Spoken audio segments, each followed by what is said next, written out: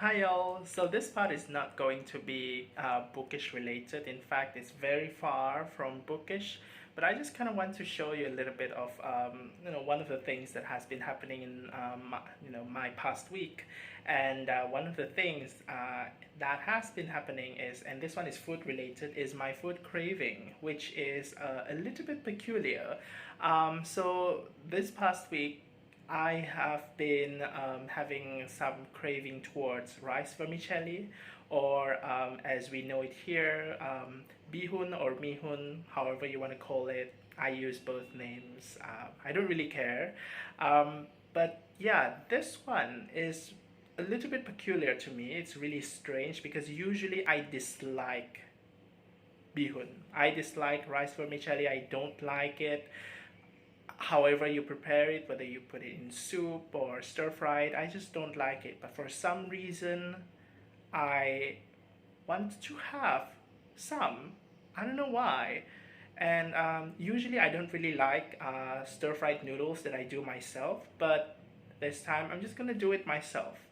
And I think it kind of worked. I did it once for breakfast, and I was satisfied by it, so I'm gonna do it again for dinner. So here it is. By the way, this is not going to be a cooking video because I don't plan to make a cooking video in my booktube channel. But I'm just gonna show you the ingredients a little bit. So here are some of the stuff that I have. This is the base. This is the rice vermicelli I talked about. Bihun, mihun, whatever it is. The ones that I usually despise. But for some reason this week I've been wanting to have it. So I'm gonna stir fry this thing. And I'm gonna have some vegetables with it. This one is actually called sawi here, or you can call it choy sum. But in any case, this is just one of those one of those many brassica variants that you have. One of those really random leafy vegetables that you have here in Asia.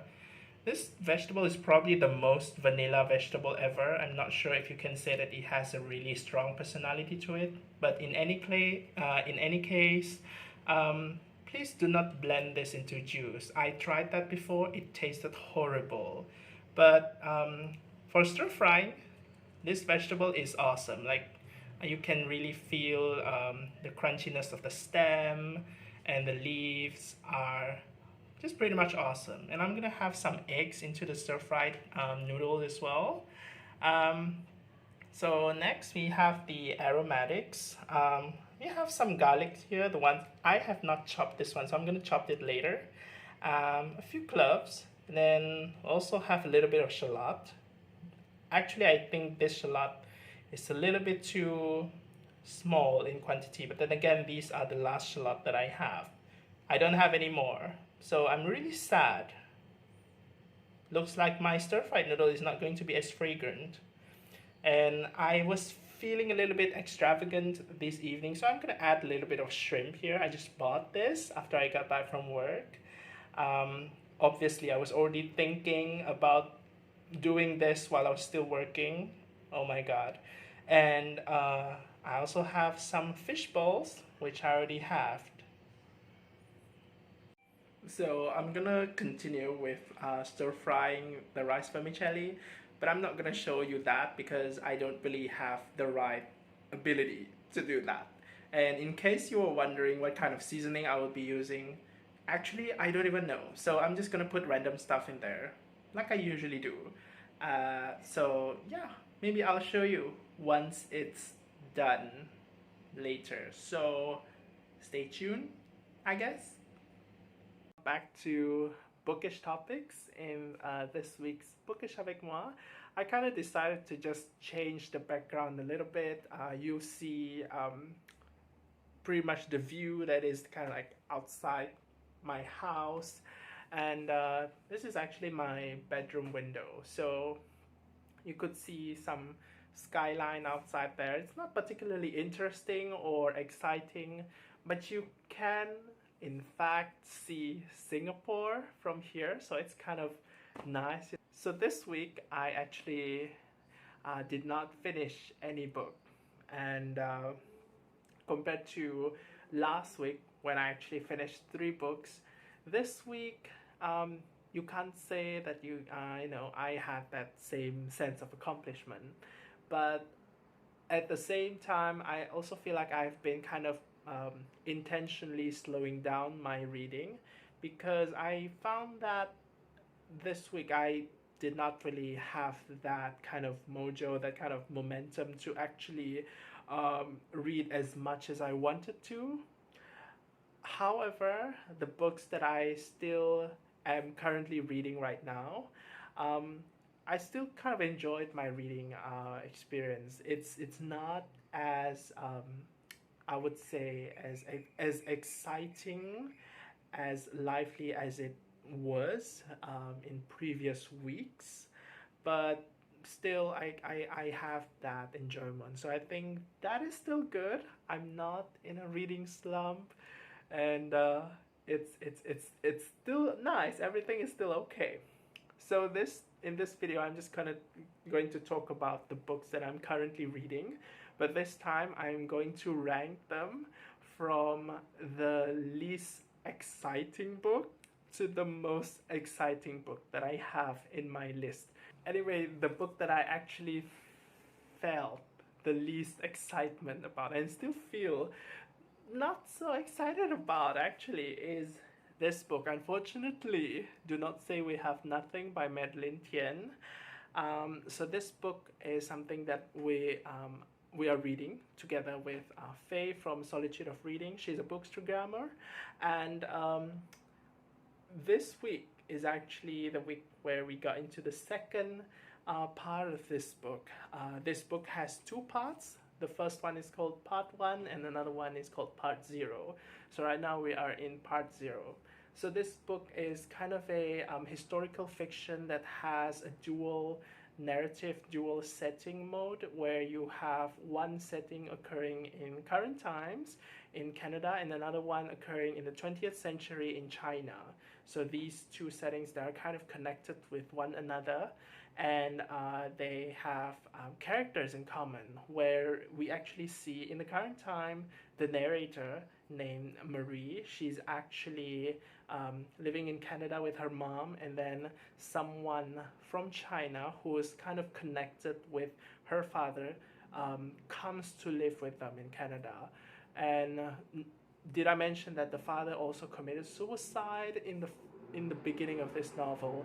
And that was kind of intriguing in a way, because we start to kind of explore why the father does that in this book, based on the stories, the stuff that has been happening in the narrative of the 20th century China. But I just thought that this book is a little bit it's too much. It's a little bit too verbose, and I just had so much issues with the names of the characters. The names are either translated or being presented to us as the transliterated form of the names. It's really inconsistent, and I'm not sure why that is, but it just bothered me so much. And I can't believe it that actually influenced my experience with this book up until even after I read like halfway into this book, and I wasn't really reading it closely because I was just feeling so tired reading this book. Moving On is actually a book that I'm reading for Victober, which I might say that I'm not feeling particularly excited about because of the character, mainly the main character. This one is Charlotte Bronte's The Professor, and I just find that the eponymous professor in this book, one guy who goes by the name of William Crimsworth, he just feels like a very, very, he exudes this very strong Mary Sue tendency. And he just seems so nice, so perfect, and it seems like the author is pushing us to like this guy, but I can't stand that. I don't know how I should, deal with that kind of character, other than feeling this sense of, bothersome, and this feeling like this character is just annoying. And that's pretty much what I felt about the character, this William in The Professor.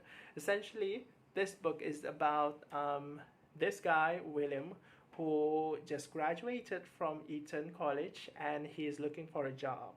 And at the beginning of this book, he actually got a job as a clerk under his brother, who is actually an asshole, and he left that job, and he left it in such a way that it made me feel like, this guy has a lot of sass in him. It just felt kind of strange. Like, you have this guy who is kind of confident in himself, but felt like confident in a sassy way. It's weird. I just thought that it's weird. So anyway, he goes to Brussels, and there he kind of takes up a teaching position, teaching English to students there. But I've not really progressed very far into this book because of that, that reason that I mentioned earlier.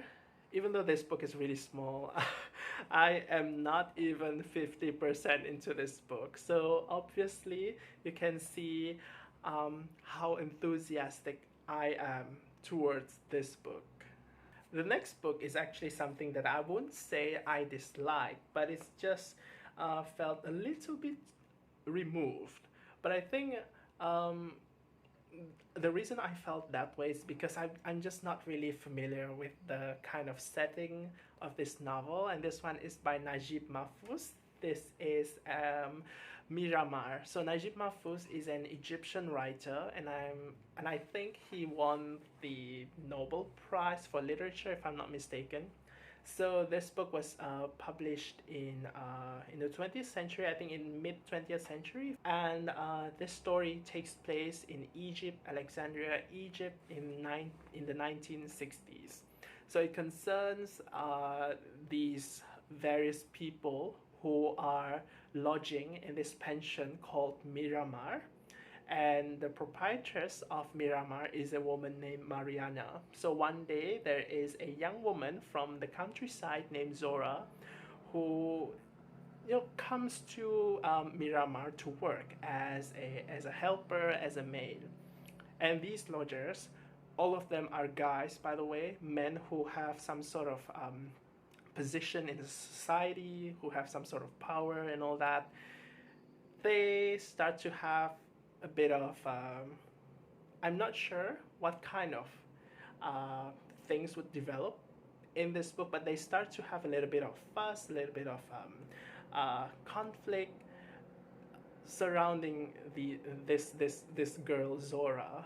I'm quite curious to see how that would unfold later in the book.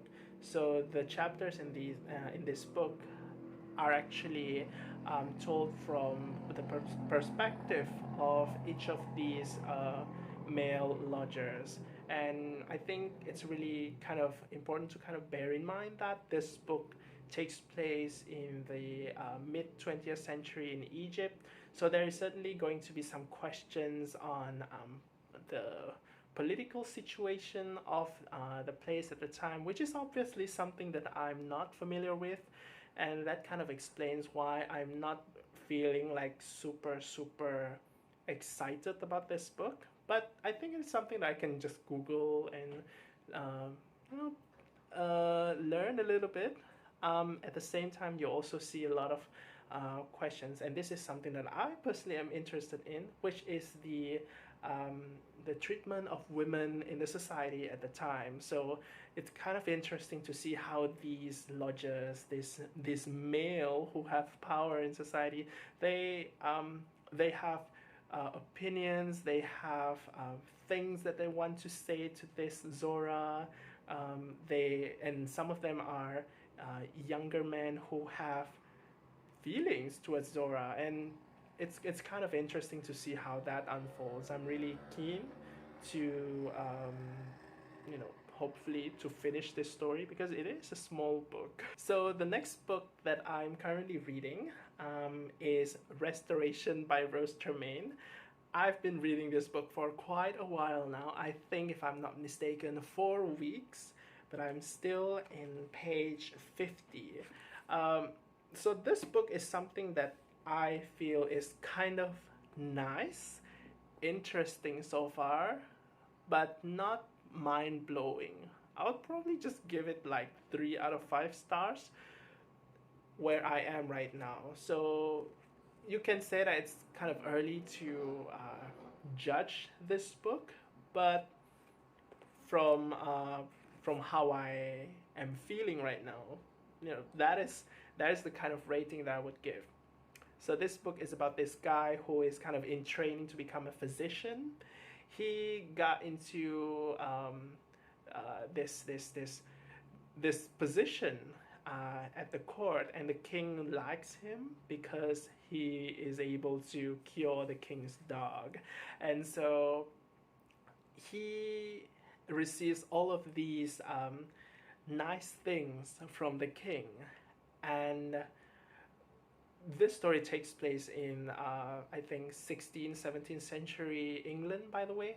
And so one day he is married to one of the king's mistresses, and I'm not sure how this book is going to develop, but it seems like this guy, he just kind of takes up painting. I don't know, the way that I'm talking about this book right now, it's probably going to sound really random. Even I am not sure what this book is going to be about. So maybe I'll just read it, you know, read more of it, and I'll get back to you on what it is. If you have read this book, you know what this book is about anyway. So the next book that I'm currently reading is Some Tame Gazelle by Barbara Pym. So this is probably one of the happier books that I have in my currently reading stack. And indeed, this book is something that made me feel happy. It has a lot of this really slice of life-ish kind of elements in it. A lot of things that you could easily reinterpret into meme forms, that kind of stuff. It has a lot of trivial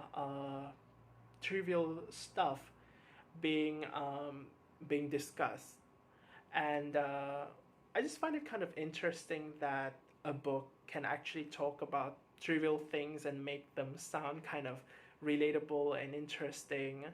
And I would say that that writer has the ability to, you know, just observe the world around her like really sharply, and that's what I felt while reading this book. So this book is about these two sisters, Harriet and Belinda, who is kind of living in their community, and they are spinsters. They are at their 50s, and they just live by themselves. And I like seeing the interaction between these sisters and the people around them. Next one I'm reading is Mary Barton's by Elizabeth Gaskell. I almost said Mary Barton's Elizabeth Gaskell. I always do that with titles that are of people's names. I always confuse them. You know, it's kind of like when you go to a bookshop and you're looking for a book written by Jane Eyre. It's called Charlotte Bronte. So this book is actually one of the books that I'm currently, I would say, enjoying, but at the same time, I am kind of intentionally slowing down my reading right now, especially with this book. So this book has 30 plus chapters, and what I'm doing with this book right now is I'm going to read this book only one chapter per day. So at that rate, I'll probably finish this book in November, I think, by the end of November. And the reason why I'm doing that is because I don't want to kind of burden myself too much by reading too quickly, and at the same time I just kind of wanted to try a different approach in reading, and I'm using this book as my experiment. And how it felt so far is that it has been quite good. It's like having this daily episodes of a show that only takes place like that only happens for like half an hour, and you're gonna watch a new episode every day, and you're not binge watching it. And same with this book, you're not binge reading it, and you're just kind of purposely slowing yourself down. And in a way, I think that kind of feels good. You're not rushing, and I think it has been working with this so far. So let's see how it goes. So Mary Barton is actually about the lives of these people, this community at a manufacturing town called Manchester. And the characters in this book, they are mostly poor people, poor working class. And that part is kind of interesting because this book is going to talk a lot about survival. And usually for the Victorian books that I'm reading, usually I would read about at least middle class people or the higher class ones, the ones with good lives. So I think it's kind of interesting that finally I was able to kind of enjoy a book with poor people. Oh, I just remembered that I kind of read Dickens before, and that one has a lot of poor people also. But this one is different. This one feels different because this one takes place at a manufacturing town, and it feels kind of close to home. And it also feels a little bit uncomfortable, because it feels a little bit too real. Why? Because I actually work at a factory, and so the place that I am working in is actually a manufacturing town also. And the plights of the people in here, of the struggle that the poor working class people that that they experience in here, feels like something that is kind of something that is currently happening. Not to say that it's the same way. I think things are probably a little bit better, at least at the town where I'm staying. But there is this sense that there's this sense where things just feel a little bit too familiar, if you know what I mean. So I'm just gonna keep reading this book and probably still going to keep feeling that sense of discomfort with this book. But it's a good discomfort. I like it. I like it when a book makes me feel that way. So finally is a book that I actually feel the most excited about, but strangely enough, I actually do not know what this book is going to be about. And this one is A Dark Knight's Passing by Japanese author Naoya Shiga. And I think that this cover looks incredible. So this cover is actually a painting called, it says right here, Cherry Blossoms at Night by Kai Higashiyama, was painted in 1982. So this book was published in early 20th century. And so this one was translated into the English by Edwin McClellan. Now, I don't want to kind of really dig further into what this book is going to be about, but I feel that it's going to be a psychological fiction. And the way that this book starts is with a boy who I think is going to be the protagonist of this story, a boy named Kensaku, and he just lost his mom. And I'm not sure what this book is going to be about, but usually when you have a story where the MC, especially when the MC is a boy who just lost their mom, very likely that their story is going to be, having some elements of things that are kind of messed up, that they are going to be affected by that, psychologically speaking. Not to say that they're going to go crazy, but I think the story itself is going to go crazy. So yeah, I kind of have that sense of anticipation with this book, you know, especially when the book starts with the death of a mother. Chances are that book is going to have some really, really weird stuff, especially in the head of the protagonist. So that's what I'm expecting. That's why I'm excited about this book, even though I don't even know what this book is going to be about. So that's it for this week's video. And I am going to end this video with, of course, the clip of my finished fried rice vermicelli. So I guess I'll see you again in a different video. Thanks for watching. Bye. So finally, there it is. So yeah, I'm not sure how it's gonna taste, so I'm just gonna go ahead and have my dinner. So that's it. I'll see you again. Bye bye.